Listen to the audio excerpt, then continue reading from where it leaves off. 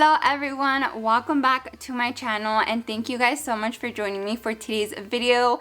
Today's video is a special one. I will be sharing how we celebrate Day of the Dead here in my home and with my family. If you guys aren't familiar with Day of the Dead, also known as Dia de los Muertos, it is a traditional Mexican holiday where we just remember and honor the people we love who have passed away. I've been hosting this little get together with my family since my dad passed away 3 years ago, and it's just such a special way for all of us to get together, remember him, celebrate his life, and I wouldn't do it any other way. I think it's such a beautiful holiday. You guys probably heard of it through the movie Coco. They do such a good job at depicting and explaining this very special day.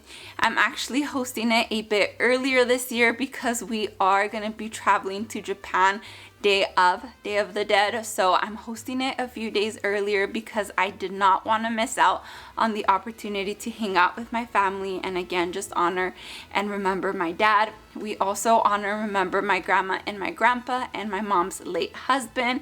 So I'm going to show you guys today how I cook a few recipes because I'm hosting dinner. I'm going to show you guys how I prepare my ofrenda, which you guys can see in the background, and just give you guys a few details about this holiday and this tradition. So I hope you guys enjoy this video. If you guys do, please give me a thumbs up. Please don't forget to subscribe, and yeah, let's go ahead and get into it. Sal de tu nido, paloma linda, anda y prueba tu volar. No tengas miedo, mi palomita, que nada te va a pasar. Anda y prueba tus alas bonitas, sin que el temor te limite. Vuela paloma bien alto, mi vida, no dudes que siempre. Okay friends, so getting started, I actually started this the night before the actual get together, and I started off by baking my Day of the Dead bread. So this is a traditional bread that you have during your Day of the Dead celebration. It's a very simple bread. It is orange flavor based, and it just has some simple ingredients such as flour, yeast, eggs, sugar, and of course that orange zest. I will go ahead and leave the exact ingredients down below in the description box for you guys, as well as the measurements. But this is important to get done the day before or very early on, just because it does take some time. You have to let the dough rest in between two of the steps for about an hour, so definitely requires some time. And yeah, so that's what I'm going to do right now is I'm mixing everything up, and once the dough is ready, I went ahead and just let it sit. You are going to need some elbow grease in just a bit, so once you get it to about this consistency, you're going to go ahead and knead it with your hands, just adding a little bit of flour at a time until you get that doughy consistency, and then you're gonna put it to the side for about an hour so you can let it rise.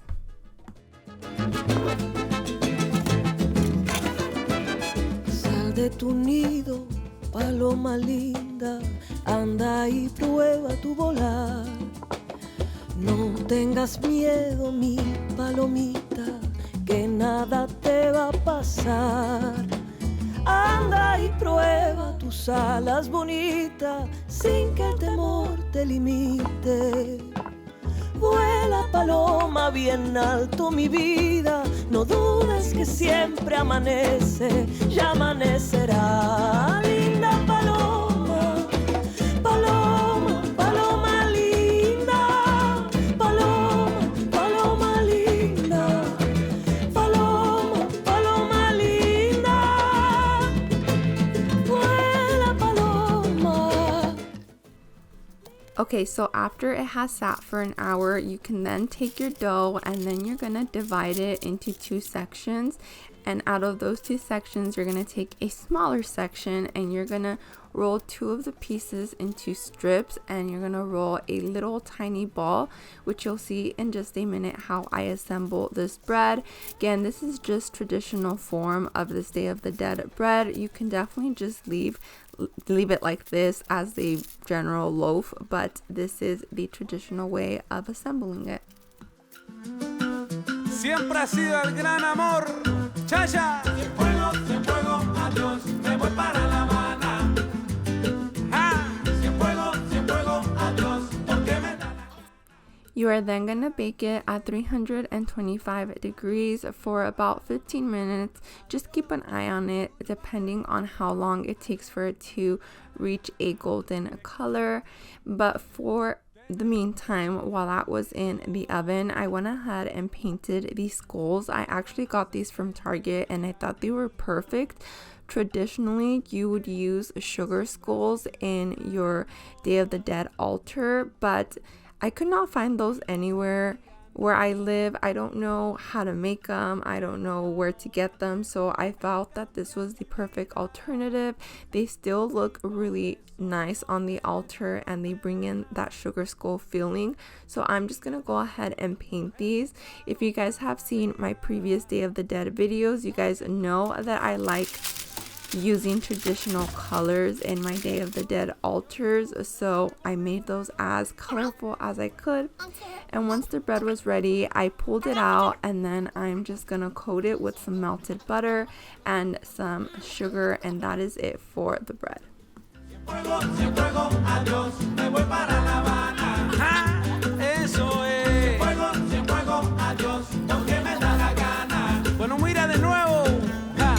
Y siempre te voy a extrañar, claro que sí, porque por muchos años era mi vida real, oye, y cuando regreso yo te voy a dar, te lo juro, un regalito bien bonito de la capital, pero ahora tengo que cambiar mi vida, y por eso.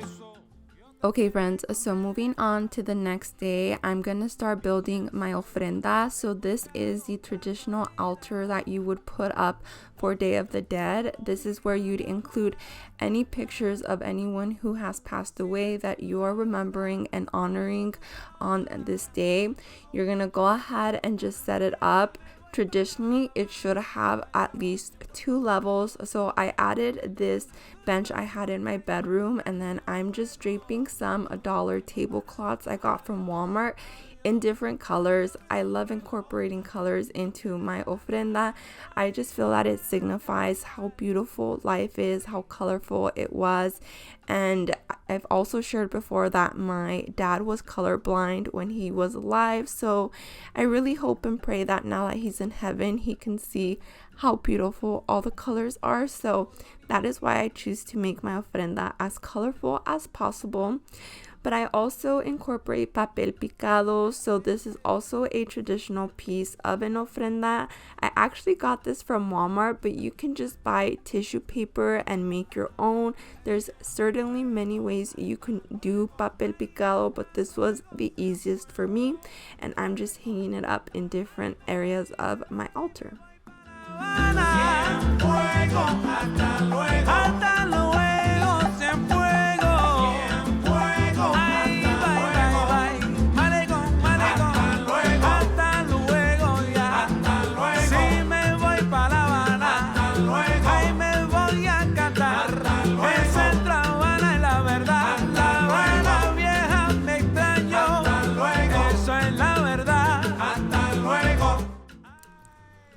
So now it is time to add the pictures of our loved ones, starting off with a picture of my dad. I'm also adding a picture of my grandparents, my mom's dad and mom, and then her late husband as well. So I went ahead and I painted these frames. These are from Michael's, and again, I just kept it very colorful. The picture on the right is my mom's late husband, and his favorite color was purple. So I just really started to incorporate those pieces that are more decorative, but also in a second you guys will see the pieces that remind me of my dad, for example. But before I do that, I'm adding those traditional pieces that cannot miss, which are candles. You want to add 1 white candle per person who you are remembering. It is thought that when you light it, it helps your loved one find their way back to earth. So that is why I added those 2 pillar candles, and you guys will see I'll incorporate a few more in just a bit. You also want to add some water, so I am adding some water to that beautiful mug in the back. And then of course you're gonna add the items that make you remember those people. So for example, my dad's favorite candies I'm adding here. I'll also be adding some cigarettes because he was a smoker, and I'll be adding some tequila because he drank. So just adding those items that make you remember them is traditional to incorporate into your altar.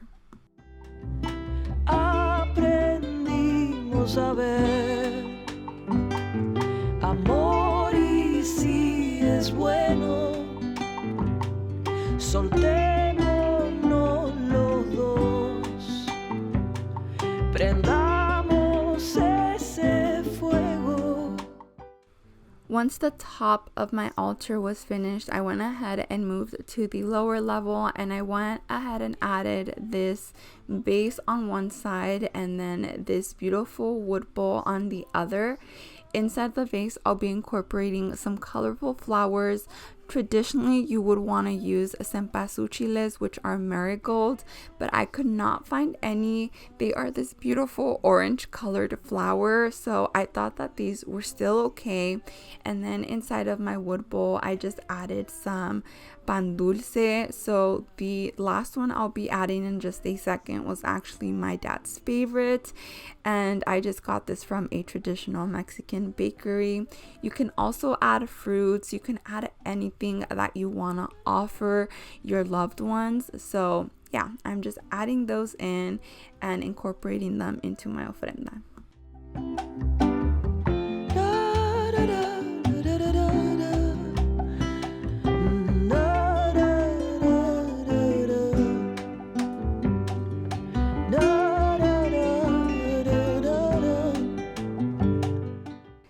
Many of you guys know that my husband and I just recently lost a pregnancy, so I am adding in these little shoes to remember our little angel baby. I didn't feel strong enough to add a picture, but maybe next year. But that is everything for how I built my altar, and this is how it ended up looking.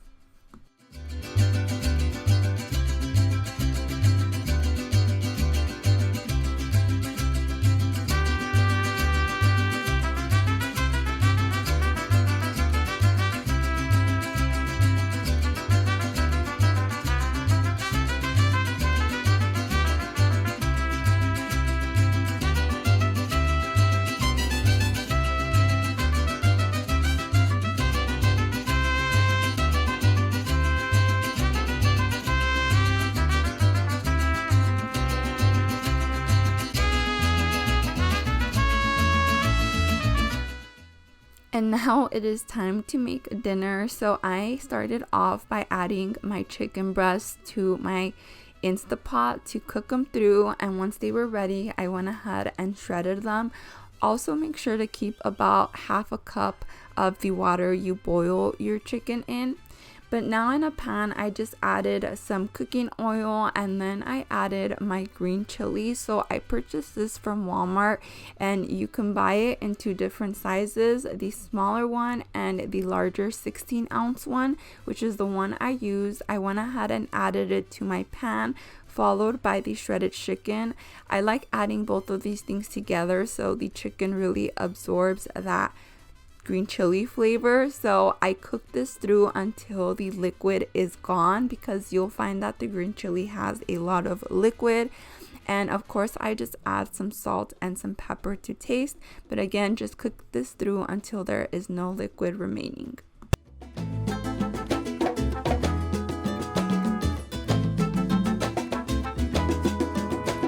Sal de tu nido, paloma linda, anda y prueba tu volar. No tengas miedo, mi. So once the liquid has dissipated and everything is well cooked, I went ahead and added 2 cans of cream of mushroom soup. I will leave the ingredients and the measurements down below in the description box for you guys. And then this is where I said to just reserve some of that chicken cooking water, because you're gonna add just a little bit until you get the desired consistency of this mixture, which you don't want it to be super runny, but you don't want it to be very clumpy.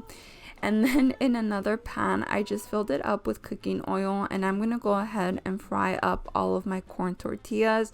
For the size of casserole I'm making, I fried a total of 18 tortillas, and then you're gonna go ahead and assemble them inside of your pan. I used a layer of 6 tortillas, and then I layered it with our chicken mixture, some cheese, and then I did 3 of the same steps. So tortillas again, chicken mixture, and cheese, and then tortillas again, chicken mixture, and cheese.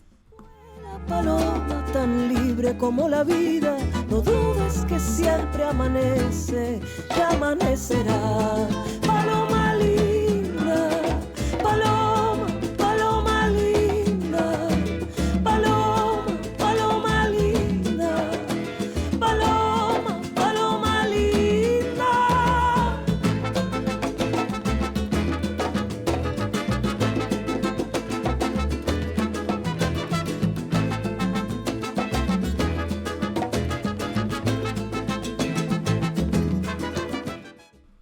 Now moving on to our side dishes, I'm making beans and rice. So in my pan, I'm adding some butter, and then I'm adding this pork chorizo. I get this from Walmart in like the Mexican section where the sour cream is at. And you're just gonna wanna cook this until it is in very small pieces and very well cooked. Vuela paloma bien alto mi vida, no dudes que siempre amanece. Now for my rice, this is what I like to call my lazy rice. So I actually just use the 5-minute white rice, and this is somewhere I save time. You can definitely just cook rice the normal way, but it just takes longer that way. But anyways, I went ahead and made about 3 cups of the 5-minute rice. I'm adding it to my pan, and then I'll be adding some butter, some corn, canned corn, and some sour cream, and then I'll just mix all of that together. This does go in the oven in just 8 bits, so just make sure everything is well mixed.